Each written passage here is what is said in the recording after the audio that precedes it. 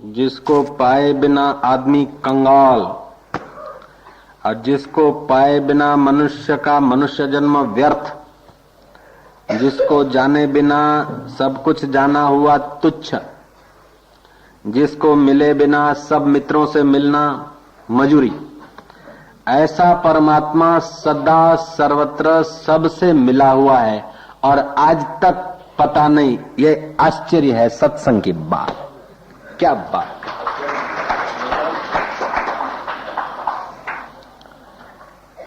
मछली तो शायद पानी को छोड़ सकती है एक सेकंड के लिए भी, पानी के बिना की जगह में एक सेकंड छटपटा सकती है और तब उसे कदर पड़ती है पानी की। और पानी में होती है तो उसको पता ही नहीं कि पानी का क्या मूल्य है।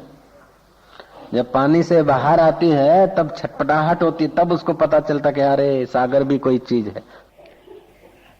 अब मनुष्य की विटंबना यह है कि तुम परमात्मा के से एक क्षण भी बाहर नहीं निकल सकते, इसलिए तुमको छटपटाहट कभी होती नहीं। ये सत्संग है आज का। खुदा की कसम खा के बोलता हूं, क्या बात है तो यही बात है सच्ची। ये दोनों हाथ धर दिए। एक क्षण भी अगर तुम ईश्वर से अलग हो जाओ तो पता चले कि क्या इसकी कीमत है। अभी श्वास चल रहा है तो इसकी कोई कीमत नहीं। एक क्षण के लिए तुम्हारा नाक दाब दें, मुंह शरीर दाब दें तो फिर जरा लगेगा, और एक मिनट के लिए दाब दें तो फिर पता चले। अरे नाक न दाबे, नाक से तुम सांस लेते रहो, लेकिन तुम्हारे अंगों को डामर लगा दिया जाए, जो रोमकूप है वो बंद कर लिया जाए, तो आप 15 मिनट से ज्यादा जी नहीं सकते। अभी रोमकूप का कोई, अरे हम नाक से सांस लेते हैं, फिर इसकी क्या जरूरत है। ये पता ही नहीं था कि इनके बिना भी हम नहीं जी सकते। गाना गाते तेरे लिए भी क्या जीना, अरे जा डफो। तो कहते गए और उनके बिना जीते गए और क्या क्या करते गए। उस तत्व के बिना, उस तत्व के आधार से, अब वो तत्व ही सार है। वैज्ञानिक ढंग से देखो, वेदांतिक दृष्टि से देखो, प्राकृतिक दृष्टि से देखो, ये जो पृथ्वी खड़ी है ठोस दिख रही है, इससे 10 गुना जल है और जल के सहारे ठहरी है। बेट जो है ना, बेट, नदी में बेट दिखते हैं, ऐसे ही पृथ्वी से 10 गुना जल। जल तेज के सहारे खड़ा है, तेज वायु के सहारे खड़ा है, और सबका सहारा देने वाला आकाश सबको अवलंबन दे रहा है। और वह आकाश का सहारा है प्रकृति, महतत्व। महतत्व का सहारा है प्रकृति, और प्रकृति का सहारा है पुरुष। अब बाहर भी व्यष्टि समष्टि में और भीतर व्यष्टि में तुम्हारे शरीर में पृथ्वी तत्व है, जल तत्व है, तेज तत्व है कि नहीं है? तेज तत्व न होता तो आंखें देखती कैसे? जल तत्व न होता तो ये पानी और पसीना और ये रक्त, थूक, लाट। वायु तत्व है, ये श्वास लेते ही प्राण, फिर 5 हो जाते प्राण, अपान व्यान उदान समान। और आकाश तत्व भी है, कान, नाक, ये हृदय। तो इस शरीर में भी ये 5 प्रकार के, 5 भूतों के, महाभूतों का व्यष्टि यह शरीर, मन, बुद्धि और अहंकार। ये अष्टधा प्रकृति तुम्हारे शरीर में भी है, बाहर भी है। अब बताओ कि अष्टधा प्रकृति में तुमने 40 साल, 30 साल, 35 साल, 50 साल अभी अनुभव किया, और उसके पहले भी अष्टधा प्रकृति के शरीर मिले, उसके तुम अनुभव करते आए। और इस प्राकृतिक अष्टधा प्रकृति के संयोग जन्य सुख यदि टिकते तो एक एक दिन में तुमने कई क्षण सुख के लिए होगा। लव लव सुख लेते लवलेश। सुई की नोक पे पानी का गैलन ढोलो, सुई की नोक पे जितना पानी टिके उतना इतना भी सुख टिकता तो करोड़ों जन्म में तुम सुख लेते आए, संयोग जन्य सुख। तो अभी सुख होता, वैगन भरे हुए होते, गोदाम भर जाते सुख के। तो संयोग जन्य सुख, संयोग माना क्या, धन तो तिजोरी में है, लेकिन अहम बोलता है कि मेरे पास 7 लाख है। मकान तो जमीन पर है, लेकिन अहम भावना करता है कि मेरा मकान 3 मंजिल का है।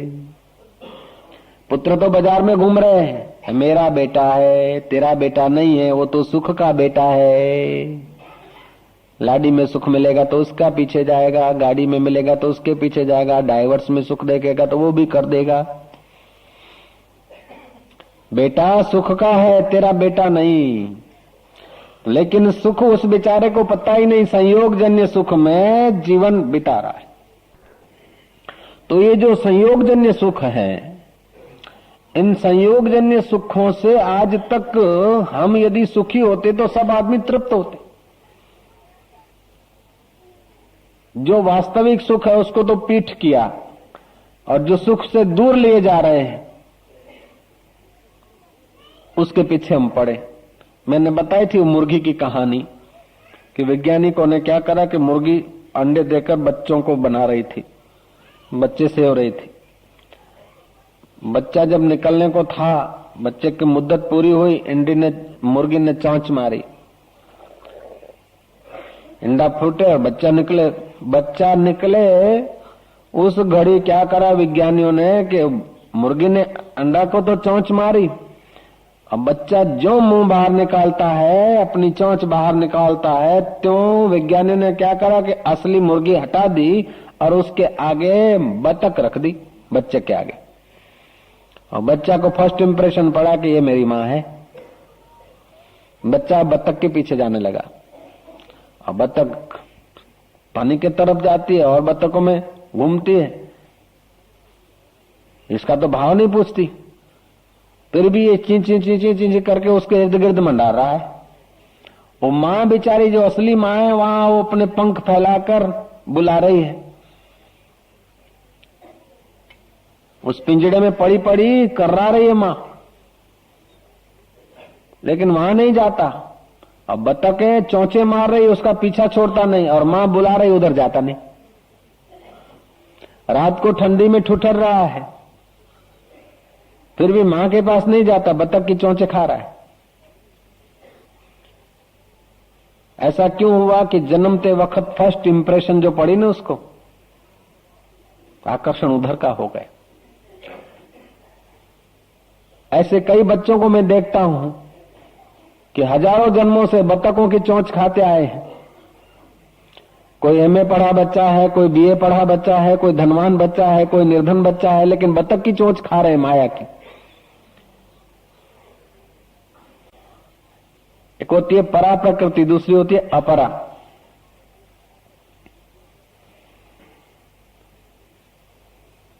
तो जैसे बतख और मुर्गी, ऐसे परा और अपरा, विद्या और अविद्या। तो अविद्या की जो प्रकृति है वो बतख जैसी है, और विद्या का जो स्वभाव है, विद्या क्या करती है कि जड़ चीजों को चेतना देती है, और चैतन्य शरीर में विचार प्रदान करती है, और विचारवान है उसको तत्व के तरफ मदद करती। ये परा प्रकृति भगवान की। अपरा व्यवहार की दृष्टि से देखा जाए तो 5 भूत, मन, बुद्धि और अहंकार, ये जो है जड़ प्रकृति है, बांधने वाली है। और जो है भगवान की परा प्रकृति जो है, जिससे संपूर्ण जगत धारण किया जा रहा है, जीव रूपा प्रकृति, वह जो है वो प्रकृति योग की दृष्टि से देखा जाए तो चिदावली भी है, चित्त शक्ति। वो चित्त शक्ति चैतन्य की सत्ता से, चैतन्य की सत्ता में रहती, जैसे पानी के बल से ही सेवाल रहती है, जीती पानी को ढकती है, ऐसे ही वो परा प्रकृति पानी स्वरूप चैतन्य का, तत्व स्वरूप चैतन्य का सहारा लेकर ये जड़ प्रकृति को चेतना देती। वो चित्त शक्ति न हो तो ये तुम्हारा अष्टधा जो शरीर है, ये जड़ प्रकृति का, उसको चेतना नहीं मिलती।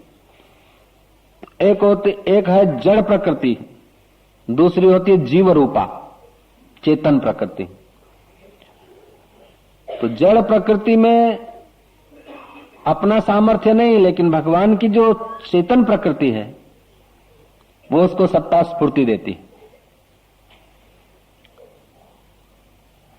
और चेतन प्रकृति और भगवान में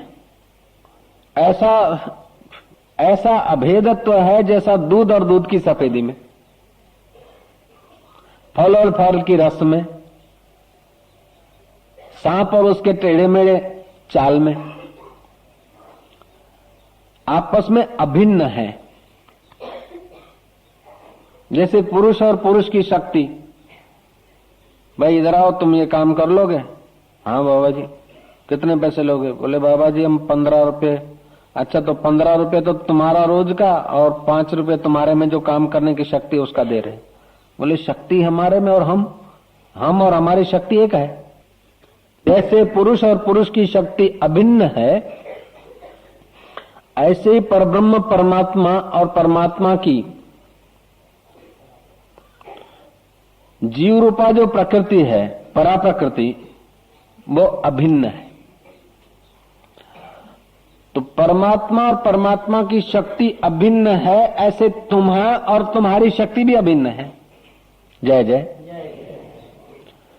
जैसे परमात्मा की जड़ प्रकृति और परमात्मा उससे अलग है, ऐसे ही तुम्हारी जड़ प्रकृति और तुम उससे अलग हो। तुम अगर ये होते तो बाल काट काट के कितने ही फेंक दिए तो तुम फेंक जाते, नख काट काट के कितने ही बहा दिए तुम बह जाते, और दिन रात न जाने कितना कितना बहता है, नाक से बहता है, कान से बहता है, मुंह से बहता है, न जाने क्या क्या बहता है, बाथरूम में है, वो सब रोज बदलता रहता है। मैंने बताया था ना कि 15 मिनट आप 15 मिनट से ज्यादा नहीं जी सकते। नाक चालू हो, श्वासोश्वास लेते रहें, लेकिन शरीर को डामर का लेप कर दे, रोम को भर दे, बहाव बंद हो जाएगा। बहाव बंद हो जाएगा तो आप नहीं जी सकते। फिर पता चलता कि रोमकूप की कोई कीमत है, अभी कोई कीमत नहीं। ऐसे ही जो चीज नहीं है उसके तरफ मन भागता है, और जो है मौजूद उसकी कोई परवाह नहीं। तो मन हमेशा अभाव को खोजता है, अभाव में जीता है। इसीलिए भगत लोग भी जप करेंगे ना, राम हरे राम हरे राम हरे राम, लेकिन वहां टिकेगा नहीं, फिर धुन को चेंज करना पड़ता है। जय जय। धुन चेंज हुई, फिर कीर्तन के ताल को चेंज करना पड़ता है, ताल चेंज हुआ, फिर रिदम को चेंज करना पड़ता, फिर और कुछ चेंज करना पड़ता, फिर बोलना पड़ता, फिर बोलने को चेंज करना पड़ता। मन को यदि अनुकूल रखना है तो चेंजिंग चाहिए, बदलाहट चाहिए, और बदल होती है प्रकृति में। इस बदल को जानने वाला तत्व मैं हूं ऐसा जान ले तो भी निहाल हो जाए। कितना आसान है, कितना सरल है। कभी कभी संसार के सुख भोगकर आदमी ईश्वर के तरफ चलता है, थोड़ा विवेक उठता है तो न संसार अच्छा लगता है न ईश्वर का स्वाद आता है। चित्त बड़ा विक्षिप्त होता है, बड़ा उदास होता है, जैसे गहरी कोई अशांति छा गई, विक्षेप छा गया। कुछ ऐसे पढ़े लिखे लोग पूछते हैं कि ये कोई अगले जन्म का कर्म होगा। किसी को तो बड़ी खुशी खुशी रहती है, और हमारे पास सब कुछ होते हुए भी आनंद नहीं, खुशी नहीं। अगले जन्म का कर्म हो या न हो, लेकिन इस जन्म का भी जितना जितना हमने भीतर से जड़ चीजों को थामने का इरादा पक्का किया है, जड़ चीजों में जितनी जितनी हमारी पकड़ होती है, उतना उतना हमारा चित्त जड़ी भाव को प्राप्त हो जाता है। इससे छूटने का उपाय कि जिनके पास जो नंगे हैं, भूखे हैं, सबको तो तुम दे नहीं सकते, लेकिन जितने को तुम दे सको उतने, अभावग्रस्त जो लोग हैं जिन चीजों से, उन गरीब दीन दुखियों पर तुम अपने आत्मभाव करके उनकी सेवा करो, चित्त प्रसन्न होने लग जाएगा। जय जय। हम संत हैं, असंत के नाते हम संत हैं, दुर्जन के कारण हम सज्जन दिखते हैं, निर्धन के कारण हम धनवान दिखेंगे, अनपढ़ के कारण हम पढ़े हुए दिखेंगे, उनके पास नहीं है तब हम सेठ दिखते हैं। तो सेठ हम हुए तो उनकी कृपा से हुए, अभावग्रस्त हैं उसीलिए हमारे पास है, जिनके पास नहीं है उनके कारण हमारे पास जो है उसका सुख, उसका कुछ विशेष दिख रहा। तो ऐसे लोगों को अपना स्वरूप समझ के, नश्वर चीजें हैं छोड़ के तो जाना ही है, उनका यदि सदुपयोग करने लग जाए तो चित्त की जो पकड़े हैं, ग्रंथियां हैं, वो खुलने लग जाएगी। तुम्हारे पास धन है तो धन, विद्या है तो विद्या, बल है तो बल, अकल है तो अकल, जो चीज है वो परोपकार में लगाओ। अब परोपकार में लगाओ तो अष्टधा प्रकृति और जीव रूपा प्रकृति में हो रहा है। मैं न करता हूं, न कराता हूं, न लेता हूं, न देता हूं, हरिओम तत्सत, और सब गप सब करता बरता सब गप सब, ऐसा भाव करो तो भी तत्व ज्ञान हो सकता है। ये कर्म का मार्ग हुआ। भक्ति करो, भक्ति का रास्ता लो, योग का रास्ता लो, क्या तत्व ज्ञान का रास्ता लो, लेकिन ये प्रकृति, जड़ प्रकृति के साथ जो तादात्म्य है, वो तादात्म्य विच्छेद हो जाए तो तुम्हारे जैसा आनंद स्वरूप और विश्व में कोई नहीं। अरे तुम तो भगवान को आनंदित कर सकते हो, ईश्वर को आनंद देने की योग्यता तुम्हारे में है, और तुम जर्रे जर्रे सुख के लिए यार घूमते हो बाजारों में, क्या है फिल्म तू सुख दे, शकोरू फूटेलू सुख आपसे बिचारी, हे आइसक्रीम तू सुख दे, हे टीवी तू सुख दे, हे वीडियो तू सुख दे, हे कैमरा तू सुख दे, ये सब क्षण भर के लिए हाश हो जाएगा। फाइन, रेडी, ओके, फोटो सरस आयो, पर कितनी बार मजा, कितनी बार टकी, ये सब आने जाने वाला संयोगजन्य सुख है। इस सुख से तुम्हारा काम नहीं चलेगा। हाँ, इस सुख से तृप्ति नहीं होगी, इस सुख में कोई सार नहीं। कभी कभी तो पुण्य करते समय अहंकार हो जाता है। जो कर्म करने से अहंकार घटीभूत हो जाए, अहंकार घन होता है, वो पुण्य कर्म भी अशांति दे देता है। और कभी कभी तो पाप कर्म से भी शांति आने लगती है। हेतु पाप कर्म नहीं होता, अपराध होना, गिर जाना अपराध नहीं है, गिर जाना प्रमाद है, और गिरकर न उठना अपराध है। फिर से समझ लें, गिर जाना अपराध नहीं है, प्रमाद है, ना समझी है, गलती है। गिर जाना प्रमाद है, लेकिन गिरकर न उठना ये अपराध है। चित्त विक्षिप्त हो गया, ऐसा गलती हो गया, ये हो गया। कभी कभी गिरावट भी तुम्हें ईश्वर की कृपा से किनारा दे देती। मन में भर गया कि मैं कुछ जानता हूं, मेरे पास कुछ है, मेरा मकान बढ़िया है, मेरी इज्जत बढ़िया है, मेरा रुपया बड़ा है, मेरी फैक्ट्री बड़ी है, मेरा दुकान बड़ा है, मेरा दोस्त बड़ा है, मेरी औरत बड़ी है, मेरा पति बढ़िया है।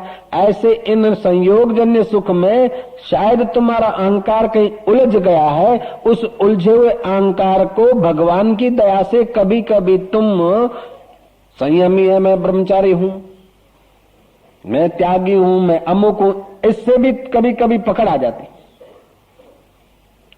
वेदांत को जानता हूं तो कभी कभी ये चीजें भी तुम्हें वास्तविक शांति और आनंद से दूर कर देती।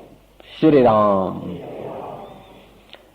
आदमी खड़ा था नदी किनारे, इधर उधर देखा और रेतीले तट पे खड़ा था, रेती बही और गिर पड़ा,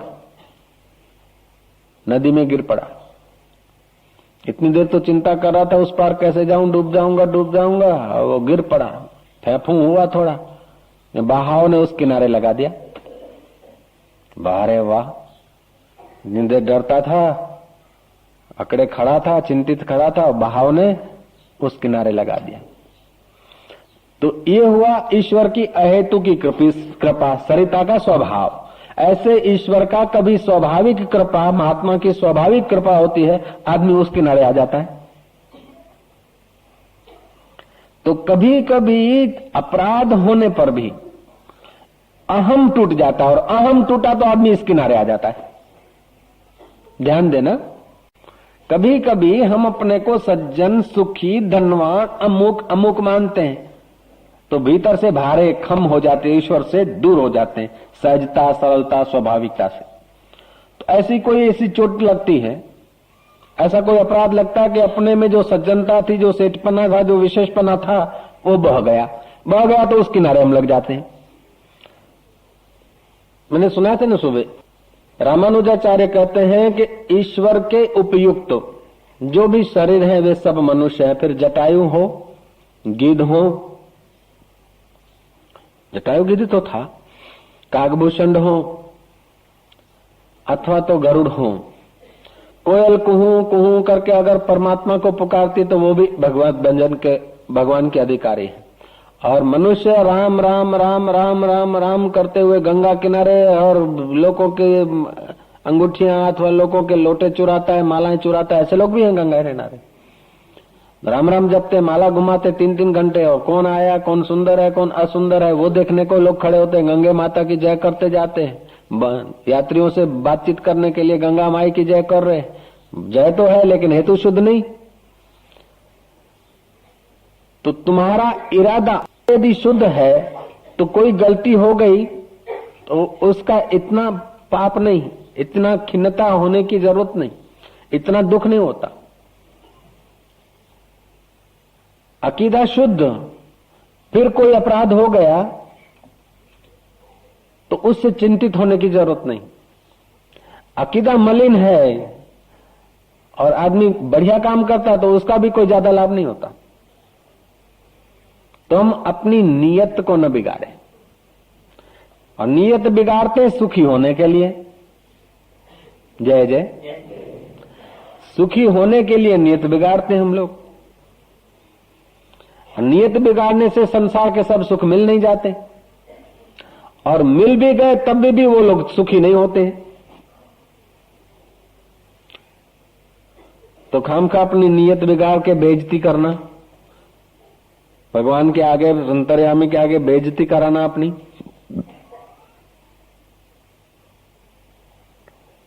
नियत बिगाड़ने का कारण यह होता है कि इंद्रियां शरीर संसार दिखाती है, मन संसार की सूचनाएं केंद्रित करता है, एकत्रित करता है, बुद्धि उसमें सहयोग देती है और अहंकार अपने में थोपता है। गीता तो तुमने भी पढ़ी होगी, लेकिन विश्लेषण करना पड़ेगा इस प्रकार। तभी भगवान कहते हैं कि अष्टधा जो प्रकृति है जड़ प्रकृति है, इससे जो मेरी जीवभूता प्रकृति है, ये दम धार्यते जगत, उससे जगत धारण करता हूं। तो जैसे भगवान समष्टि का जगत धारण करते, ऐसे ही तुम भी तो समष्टि का धारण करते हो उसी शक्ति से। तो भगवान की शक्ति और तुम्हारी शक्ति एक है, भगवान की चेतना और तुम्हारी चेतना एक है। सत्य चित्त आनंद, जिसमें सत्य चरित्रता हो, चेतन अभिमुख बुद्धि हो, वही आनंद स्वरूप परमात्मा की अभिव्यक्ति कर सकता है, और वही मनुष्य है। अथवा ऐसी क्षमताएं जिसमें छुपी हुई है, वो भी मनुष्य है।